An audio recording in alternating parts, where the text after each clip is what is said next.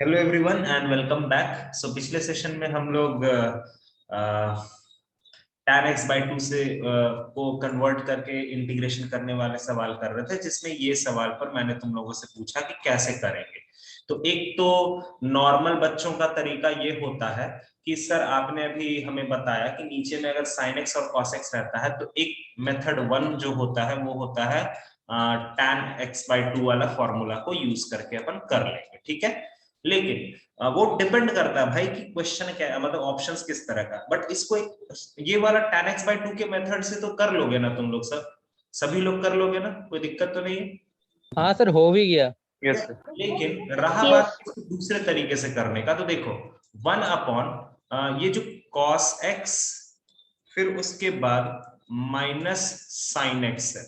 अभी हम क्या करेंगे कि इन दोनों के बगल में रूट ओवर ए स्क्वायर प्लस बी स्क्वायर का रेसिप्रोकल डालेंगे। एक्चुअली यहां पर ए स्क्वायर प्लस बी स्क्वायर कितना आता है, √2 आएगा, √2 है ना।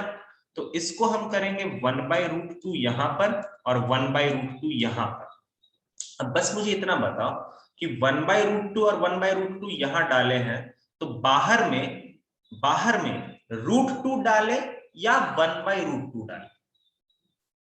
1/√2 1/√2 डालेंगे। यहाँ पर थोड़ा सा गलती हो सकता है। तुमने नीचे में एक तरह से ये सोचो ना कि तुमने नीचे में 1/√2 को मल्टीप्लाई किया है, तो ऊपर में तुम 1/√2 को डिवाइड करोगे, ये बात है सिंपल सा। अब यहां से पूरा का पूरा तुम पर डिपेंड करता है कि तुम इस इंटीग्रेशन को कॉस में लेकर के जाना चाहते हो या साइन में लेकर के जाना चाहते हो।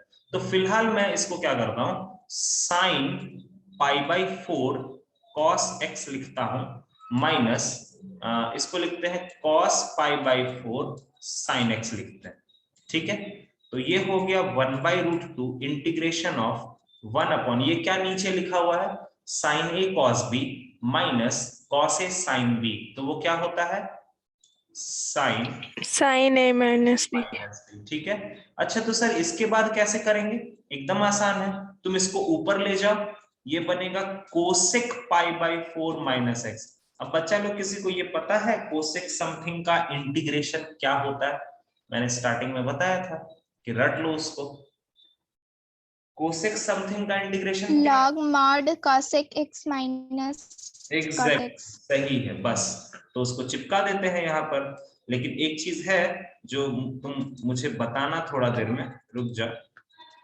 1/√2 log mod यहां पर आ जाएगा cosec π/4 minus x minus cot π/4 minus x, यही वाला होता है ना सोनाली, यही ना? yes sir, by -1। हाँ यस यस, बाई -1 या फिर बगल में यहां पर माइनस लगा देंगे। आ गया सबको समझ में, क्लियर हुआ? Yes sir. इस तरह का क्वेश्चन आएगा तो वो डिपेंड करता है कि ऑप्शन किस तरह का दिया हुआ है। तुम्हें हर मेथड पता होना चाहिए ताकि कैसा भी क्वेश्चन रहे तो तुम उसको आराम से निकाल पाओगे, ठीक है।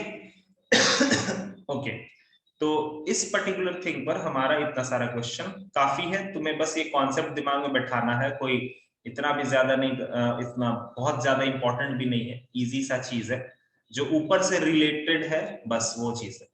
नेक्स्ट, अभी जो चीज तुमने पढ़ा है उसका एक एक्सपेंशन देखो क्या होता है।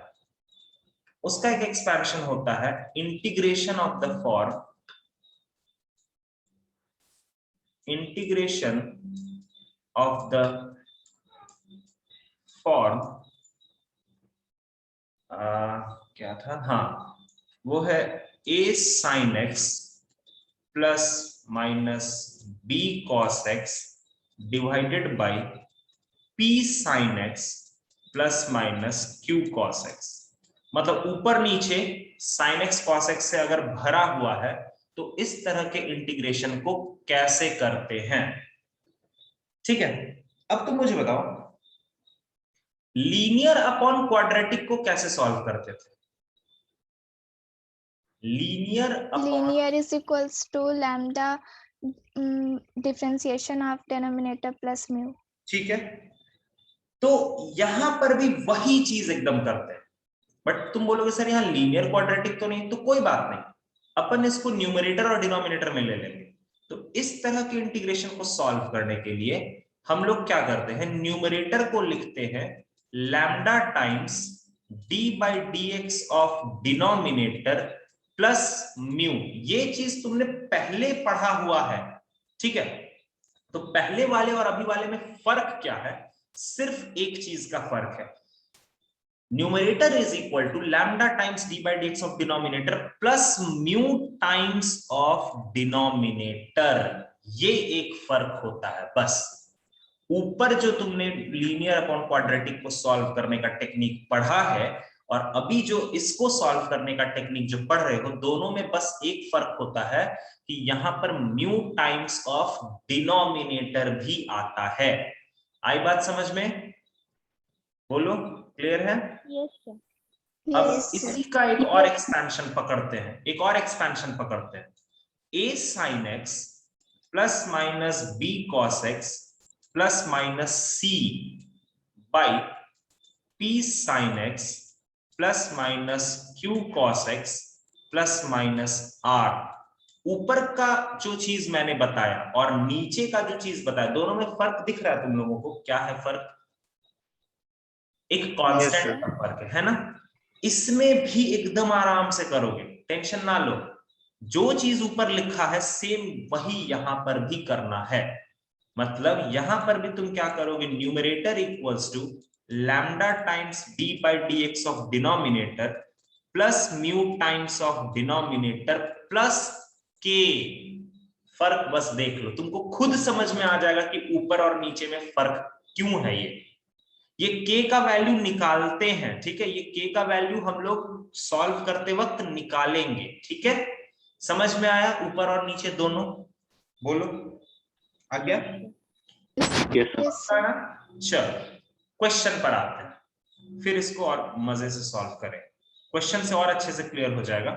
सबसे पहला question, integration of 1 by 1 minus cot x dx। अब तुम बोलोगे सर आपने जो अभी पढ़ाया वैसा तो कुछ दिख नहीं रहा है, बट मुझे तो दिख रहा है। आपने बोला कि ऊपर Cot को cos by sin लिखते हैं. यस, तभी जाकर के वो दिखेगा। इसको तुम क्या करो, खोल दो, तो 1 by 1 minus cos x by sin x dx। जरा एलसीएम पकड़ लो, तो ये हो गया sin x upon sin x minus cos। हो गया क्या? आई बात समझ में? Yes, sir. Yes, sir. Yes, sir. Okay, अब उसके बाद सॉल्व करो।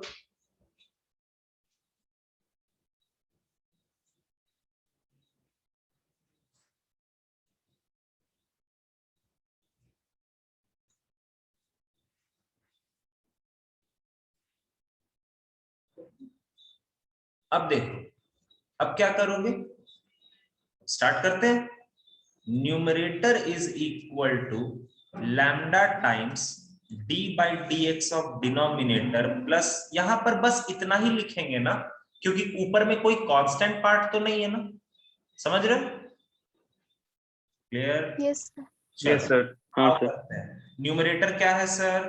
न्यूमरेटर में sin x है, equals to lambda times, denominator का डिफरेंशिएशन लाते हैं सर, sin x का differentiation cos x, cos x का सॉरी बीच में माइनस है ना, तो वो उसको प्लस बना देगा। चलिए, plus mu times of denominator मतलब sin x minus cos x। चलो बच्चा लोग मुझे बताओ, इस तरफ अगर मैंने बोला कि cos x को कलेक्ट करो तो क्या कलेक्ट करोगे? Lambda minus 1. Lambda minus mu Nandini, Mu. Mu. Yes, sir. Okay, और अगर मैंने बोला sin x को कलेक्ट करो तब Lambda plus mu. Lambda plus mu. और अगर मैंने बोला कि LHS और RHS में cos x के कोफिशिएंट को इक्वेट करो, तो इस तरफ cos x का कोफिशिएंट क्या है? 0। 0. ये इससे कंपेयर हो जाएगा, तो लैम्डा माइनस म्यू का वैल्यू 0 हो गया, एक इक्वेशन तैयार हो गया, और lambda plus mu sine x का कोफिशिएंट तो 1 हो गया। आई बात समझ में? इसको सॉल्व कर लेते हैं। तो lambda minus mu is equal to 0, lambda plus mu is equal to 1, add कर देंगे तो 2 लैम्डा इक्वल्स टू 1, लैम्डा का वैल्यू 1/2। अगर लैम्डा का वैल्यू 1/2 आ गया तो म्यू का भी वैल्यू कितना आएगा? 1/2 आ गया क्या? चलो अब हमें अपने इंटीग्रेशन में ये जो न्यूमरेटर है इसको हम क्या लिखेंगे? ये वाला चीज लिखेंगे, ठीक है।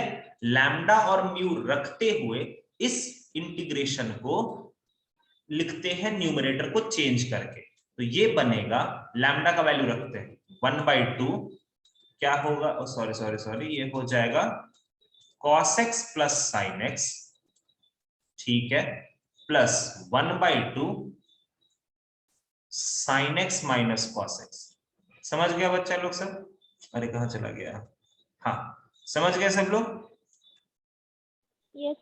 Yes. और डिनोमिनेटर जो है ना उसको इधर भी और इधर भी ब्रेक कर दो, ठीक है। चलो, और इंटीग्रेशन भी ब्रेक कर दो लगे हाथ। चलो मुझे बताओ, दूसरा वाला पार्ट का इंटीग्रेशन तुम निकाल लोगे ना आराम से? दूसरा वाला तुम्हें देख करके खुशी मिलेगा कि sir sin x minus cos x, sin x minus cos x cut गया। दूसरे वाले का आंसर कितना आ जाएगा? 1/2x आएगा। देखो तो सही है? Yes sir. पहला वाला का आंसर कोई बता पाएगा कितना आएगा? सर ऊपर में नीचे वाला का डिफरेंशिएशन है तो Yes. log sin x इसका आंसर आ minus जाएगा log, या फिर ln में लिखो, समझ जाओ कि बेस e ही होता है। तो 1/2 ln mod sin x minus cos x plus इधर वाला तो लिख ही दिया मैंने प्लस c। समझ में आया? आसान क्वेश्चन है, आया समझ में? Yes. yes न्यू निकालना होता है उसके बाद तो क्वेश्चन बड़ा आसान हो जाता है, लास्ट के तरफ तो कोई लोड ही नहीं पड़ता है दिमाग पे, ठीक है। चलो एक क्वेश्चन अब तुम लोग कर लो थोड़ा सा। कल भी मेरा ही क्लास है तो अपन कल भी बहुत आगे बढ़ा लेंगे चैप्टर को, कोशिश तो करेंगे बहुत आगे बढ़ाने का, क्योंकि कुछ चीजें हैं अभी जो बहुत पढ़ना है। चलो मैं चाहता हूं ना कि तुम लोग ये कर लो थोड़ा सा, 3 + 2 cos x plus 4 sin x divided by 2 sin x plus cos x plus 3 dx। आराम से करो इसको, और मुझे कम से कम लैम्डा, म्यू और k का वैल्यू बताना। k का वैल्यू के लिए ना दोनों तरफ का कांस्टेंट पार्ट को इक्वेट करना, ठीक है। तो तुम लोग करो इसको, थोड़ा सा मैं टाइम देता हूं 2 से 3 मिनट, बस लैम्डा, म्यू और k का वैल्यू मुझे बताओ कि कितना आता है। मुझे पता है तुम लोग सॉल्व कर भी रहे होगे, बट साथ ही साथ मैं भी कर देता हूं थोड़ा थोड़ा।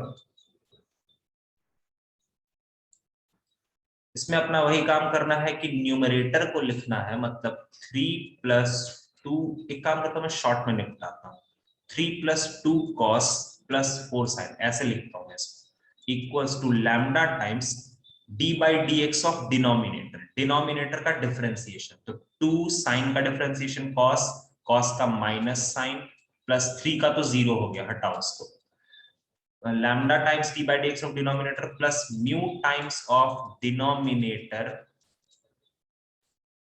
plus k। तो इधर 3 + 2 cos प्लस 4 sin, जरा कलेक्ट करते हैं, 2 lambda c minus lambda s plus 2 mu s plus mu c plus 3 mu plus k। अगर मैंने कॉस वाले पार्ट को कलेक्ट किया इस तरफ तो क्या क्या मिलेगा बच्चा लोग? तुम लोगों ने किया भी होगा शायद, 2 लैम्डा 2 lambda plus mu.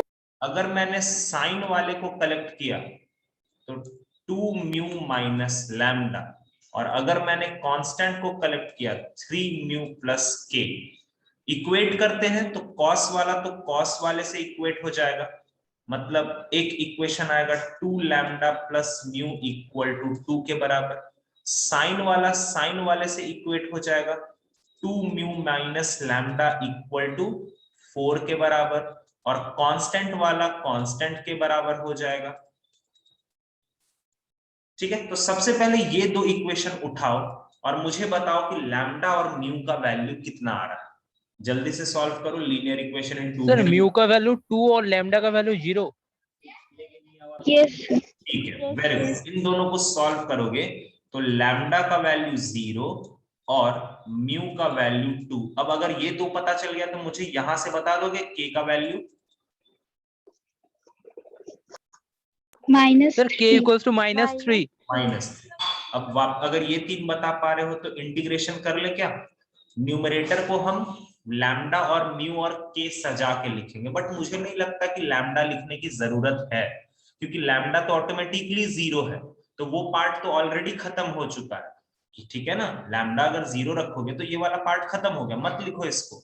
अब म्यू का वैल्यू लिख दो 2 into 2 sine plus cos plus 3 plus के का वैल्यू लिख दो -3, और इसको अलग अलग कर दो 2 sine plus cos plus 3, 2 sine plus cos plus 3। अब पहला वाला पार्ट में अच्छी बात यह है कि ये दोनों सेम चीज है तो कट जाएगा, तो पहले वाले पार्ट का आंसर कितना आ गया 2x। यहां तक क्लियर है सबको? ठीक है। Yes. Yes sir. तीसरा है -3 integration of 1/2 sine x plus cos x plus 3। कोई बच्चा बता सकता है इसको सॉल्व कैसे करेंगे? Cos से divide दे. नहीं सोनाली, कॉस से डिवाइड करेगी तो तुझे क्या फायदा होगा उससे? नहीं सर, हाफ एंगल फार्मूला. फिर हाँ। उसका फॉर्मूला लगा। हाँ। अब इस यहाँ पर होल्ड कर दो, छोड़ दो, ड्रॉप कर दो, कोई जरूरत नहीं इसको सॉल्व करने का। ठीक है, ये बस दिमाग में रख, कॉस से डिवाइड करके कुछ नहीं होता है। ठीक है, अभी ये दो काम हो सकता है, कॉस स्क्वायर से डिवाइड करेंगे, बट कॉस स्क्वायर से डिवाइड करने पे हमें कोई फायदा नहीं मिलेगा, तुम करके देखना, कुछ फायदा नहीं होता। दूसरा, सर यहाँ पर हम साइन एक्स का यूज करेंगे 2 tan x by 2 by 1 plus tan square x by 2, ये कॉन्सेप्ट। और cos x को यूज करेंगे 1 minus tan square x by 2 by 1 plus tan square x by 2, और इसको खत्म कर लेंगे। ठीक है, मैं इसको सॉल्व नहीं करता हूं, और तुम लोग भी अभी सॉल्व मत करो, फ्री टाइम होगा तो कर लेना, क्योंकि इसी तरह का क्वेश्चन जस्ट अभी थोड़ी देर पहले तुमने कर रखा है। ठीक है, तो मुझे भरोसा है कि तुम लोग कर लोगे इस क्वेश्चन। चलो आगे बढ़ा जाए थोड़ा सा, एक जरा और क्वेश्चन करके दिखा दो बस मेरे को, थोड़ा सा मेरे को भी सेटिस्फैक्शन हो जाएगा, क्योंकि कॉन्सेप्ट तो सब एक ही जैसा होता है। 2 sin x plus 3 cos x divided by 3 sin x plus 4 cos x और dx। चलो इसका आंसर मुझे बताओ कि कितना आता है। बस मुझे लैम्डा और म्यू ही चाहिए, ज्यादा कुछ तो नहीं चाहिए। लैम्डा और म्यू भी बता दोगे तो अपना काम हो जाएगा।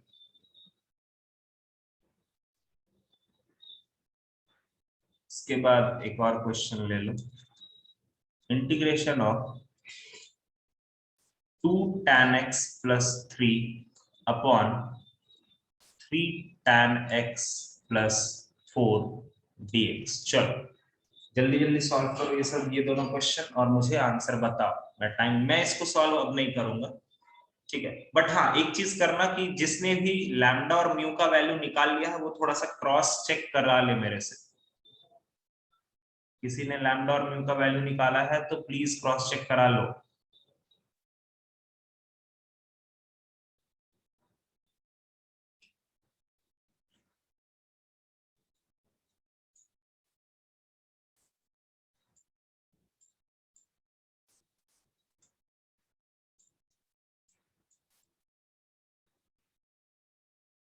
बोलो बच्चा लोग, लैम्डा और म्यू किसी ने?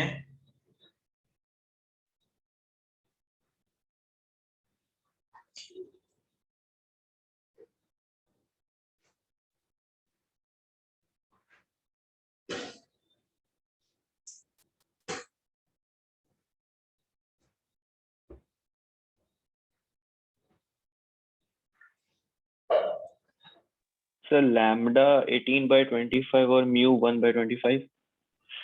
ओए, उल्टा का है वो, उल्टा कैसे कर दिया यार? लैम्डा क्या बोला? सर लैम्डा 18/25 और म्यू 1/25। सर लैम्डा 1/25 आ रहा। हाँ वही, उल्टा कैसे हो गया हर्ष?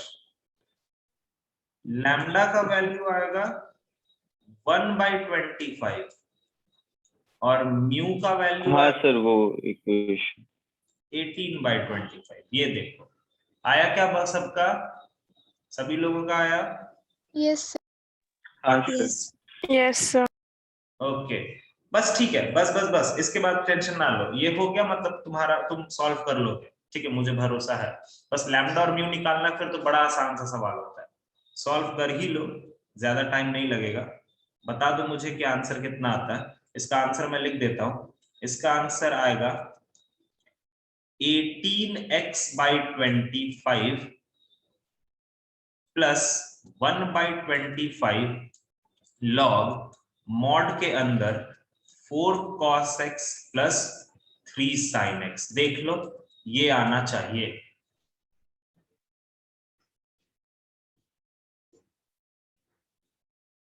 ठीक है, आ गया?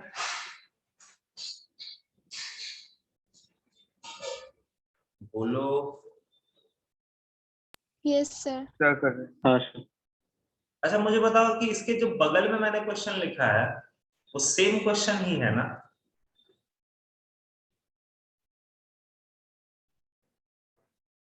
Yes sir. हाँ सर। सेम क्वेश्चन ही, यस सर। ठीक है, ये कोई अलग क्वेश्चन नहीं है। इस क्वेश्चन को ऐसे भी दिया जा सकता है। मुझे मुझे ज्यादा उम्मीद है कि ऐसा देगा तो ज्यादा मजा आता है क्वेश्चन को समझने में, ठीक है, क्योंकि तुम tan को लिखोगे sin बाई कॉस प्लस 3, यहां पर लिखोगे sin बाई कॉस प्लस 4, तो ये हो गया 2 sin प्लस 3 cos, ये हो गया 3 sin प्लस 4 cos, और ये सेम इसी के जैसा है क्वेश्चन। समझ में आ गया? क्लियर हुआ सबको ये वाला कॉन्सेप्ट? बोलो सब। हाँ सर। तो अभी तक तुमने आज के लेक्चर में कुछ बातें पढ़ी हैं, ज्यादा तो नहीं, कुछ ही बातें पढ़ी। वो क्या है कि अगर डिनोमिनेटर में साइन स्क्वायर, कॉस स्क्वायर या साइन कॉस से मल्टीप्लाई किया हुआ कोई भी चीज मिलता है तो तुम उसको कॉस स्क्वायर से डिवाइड करोगे और फिर आगे का काम करोगे, वही tan को टी पुट करके सेक स्क्वायर जाएगा वगैरह वगैरह। उसके बाद अगर डिनोमिनेटर में साइन और कॉस रहता है तो tan वाला हाफ एंगल फॉर्मूला यूज करोगे और फिर उसके बाद आगे बढ़ जाओगे। अगेन वही सारा फंडा, tan x/2 को t पकड़ना होता है जिसके कारण sec स्क्वायर x/2 आ जाता है। तीसरा तुमने पढ़ा है sin x cos x ऊपर भी रहेगा, sin x cos x नीचे भी रहेगा, प्लस माइनस से कनेक्टेड रहेगा, तो you will have to use lambda time d/dx of denominator plus mu times of denominator अगर कांस्टेंट नहीं है तो। लेकिन अगर टर्म्स में कहीं भी कांस्टेंट दिखे, अब ऐसा नहीं है, बहुत से लोगों को लगता है ना कि ऊपर में कांस्टेंट है लेकिन नीचे में कांस्टेंट नहीं है, तो वो सोचते हैं कि सर के वाला पार्ट यूज करेंगे क्या? तब भी यूज करना, कहीं पर भी कांस्टेंट दिख गया मतलब तुमको के वाला पार्ट यूज में लाना है। Lambda times of d/dx of denominator plus mu times of denominator plus के, फिर वैल्यू फाइंड आउट करेंगे। समझ गए सब लोग यहां तक अच्छे से? Yes sir. चलो यस सर। अब हम अगला जो चीज पढ़ाने वाले हैं वो है इंटीग्रेशन का बहुत ही इंटरेस्टिंग चीज, और अगर टफेस्ट क्वेश्चन बोला जाए ना तो वो यहीं से बनता है, ठीक है, and that particular thing is integration by parts. Integration by parts. अब देखो जिस तरह से, अब बताओ जैसे डिफरेंशिएशन में दो फंक्शंस का अगर प्रोडक्ट होता था तो उसको डिफरेंशिएट करने के लिए हम लोग क्या इस्तेमाल करते थे? Product rule. है ना? Yes. Yes. जो फंक्शन डिवाइड होते थे तो उसको डिफरेंशिएट करने के लिए क्या इस्तेमाल करते थे? Divide rule. Divide rule. Divide rule. यहां पर वैसा कोई भी गलतफहमी मत पालना, ठीक है? कि दो फंक्शन मल्टीप्लाई हो रहा है तो उसमें सर पहला फंक्शन का इंटीग्रेशन दूसरा फंक्शन वैसे का वैसा ही, दूसरा फंक्शन का इंटीग्रेशन पहला फंक्शन वैसे का वैसे, ऐसा कुछ भी नहीं होता। पहला बात तो ये अपने दिमाग से भ्रम निकाल दो। दूसरा है कि इसका फॉर्मूला क्या होता है। मान लो मेरे पास दो फंक्शन है u और v, u into v dx, इसका फॉर्मूला होता है u integration of v dx minus integration of du by dx, मतलब पहले u का differentiation into integration of v dx और इस पूरे का फिर से इंटीग्रेशन। ये पूरा बड़ा सा फॉर्मूला होता है इंटीग्रेशन बाय पार्ट्स का, ठीक है? बट ट्रस्ट मी, आज तो मैं वैसा कुछ भी नहीं बताऊंगा। कल के लेक्चर में मैं तुम्हें एक शॉर्टकट मेथड बताऊंगा जिसमें तुम ये फॉर्मूला को उतना ज्यादा वैल्यू नहीं दोगे, पूरा तुम्हारा लोड मैं कम कर दूंगा, ठीक है? और वो तुम्हें आराम से मेंस लेवल तक काम कर जाता है, ठीक है? बट एडवांस में ऐसे क्वेश्चंस आते हैं ना जहां पर तुम्हें फिर से वापस यही फॉर्मूला का यूज लेना पड़ेगा, तो थोड़ा सा दिमाग का लोड कम करने के लिए मैं वो शॉर्टकट बता दूंगा जिससे तुम कुछ कुछ आंसर्स को बड़े स्पीड में ला सकते हो, ठीक है? बट अभी के लिए तो फिलहाल ये फॉर्मूला तुम समझ लो, ठीक है? और अभी इस पर कुछ क्वेश्चंस भी कर लेंगे। दो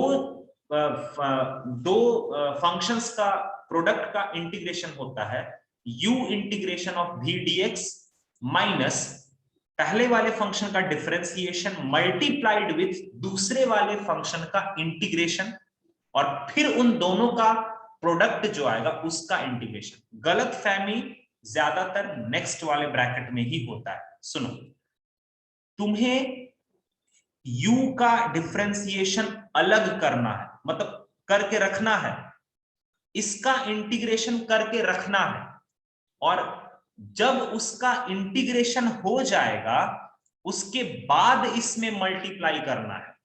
बहुत से लोग क्या करते हैं गलती में, महारथी लोग जो होते हैं वो इसका डिफरेंशिएशन तो ले आते हैं और इसको बिना इंटीग्रेट किए इसका जो डिफरेंशिएशन होता है उसको अंदर मल्टीप्लाई कर देते हैं।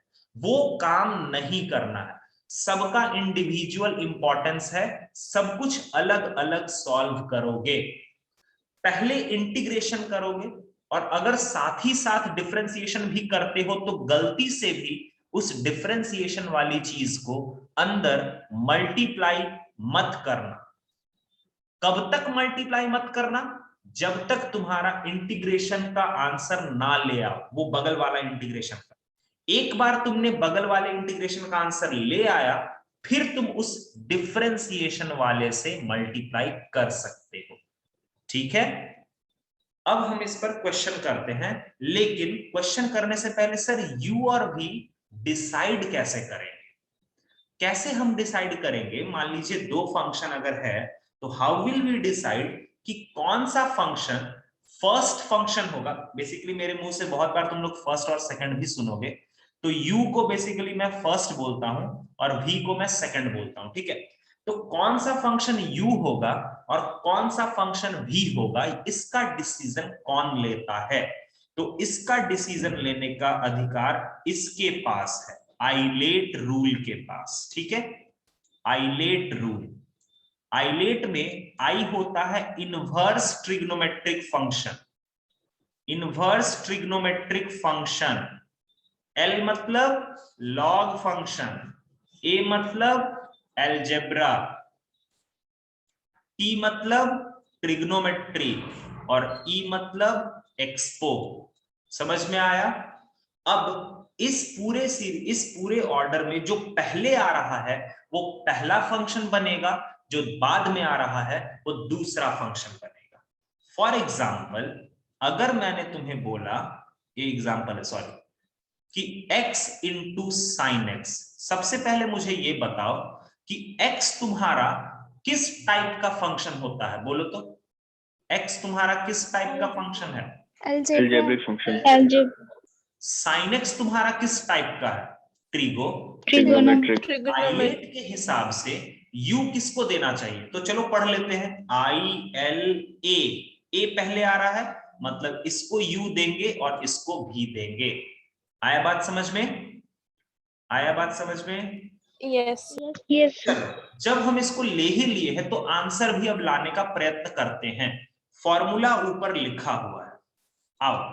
u integration of v dx, मतलब u ऐसे ही रहेगा, integration of sin x dx minus integration of du by dx। अच्छा, मतलब du by dx मतलब सर पहले वाले फंक्शन का डिफरेंशिएशन। अच्छा, तो बताओ x का डिफरेंशिएशन कितना होता है? 1 होता है। 1. ठीक है, integration of v dx sin x dx और फिर से एक dx। चलो बताओ, x sin x का इंटीग्रेशन कितना होता है? Minus cos x.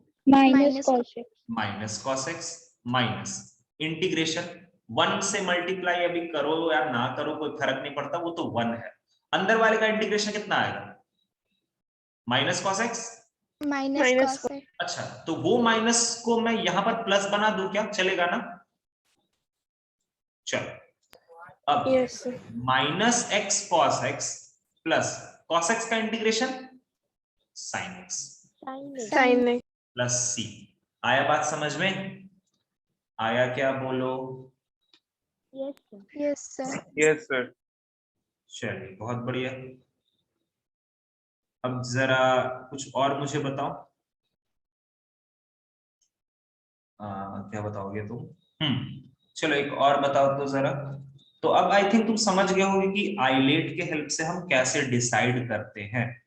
X cube into log x dx। पहले मुझे ये बताओ कि इसमें कौन कौन सा कैसा कैसा फंक्शन है, बोलो जल्दी से। सर log x u है।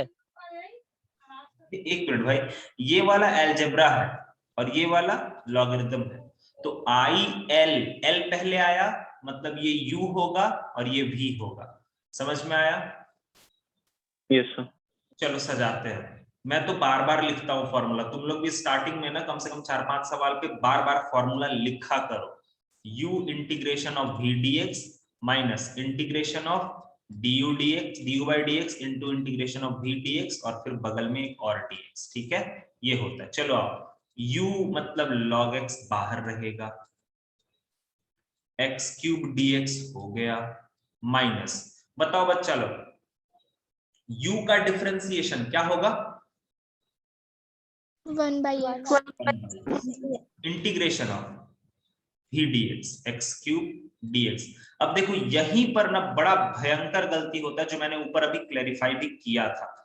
क्या करते हैं ना बच्चे लोग कि ये जो 1 by x है ना, वो आमताव देखते हैं सीधा उसको इंटीग्रेशन के अंदर घुसा देते हैं। ऐसा कैसे पॉसिबल है यार? कैसे हो सकता है? नहीं हो सकता ना। तुम कैसे किसी चीज को इंटीग्रेशन के अंदर घुसा दे? ठीक है, ऐसे नहीं होता है। वो कांस्टेंट थोड़ी ना है जो इंटीग्रेशन के अंदर बाहर हो जाएगा, वो एक वेरिएबल है, तो वो कैसे अंदर बाहर हो सकता है? ठीक है, तो ये बस थोड़ा सावधानी रखना। ये log x होगा, बताओ x क्यूब का इंटीग्रेशन x का पावर 4/4 और 1/x ऐसे ही रहेगा और इसका इंटीग्रेशन x का पावर 4/4। जब ये इंटीग्रेशन हो गया तब तुम मल्टीप्लाई कर सकते हो। तो ये x क्या करेगा? इसको x क्यूब बना देगा। अब देखो हमारा इधर का तो आंसर आ गया है, ठीक है, माइनस 1/4 बाहर ले लिया मैंने और x क्यूब dx, और अब तो आसान सा हो गया, x का power 4/4 log x minus 1/4 x का पावर 4/4 प्लस c। देखो तो सही है क्या? समझ में आया? Yes, sir. ठीक है। अच्छा एक बात बताओ, अगर मैंने लिखा है साइन इनवर्स x और e का पावर x, तब पहला फंक्शन कौन आएगा? Sin inverse x. Sir sin inverse x। ठीक है, ठीक है, ठीक है, बहुत बढ़िया।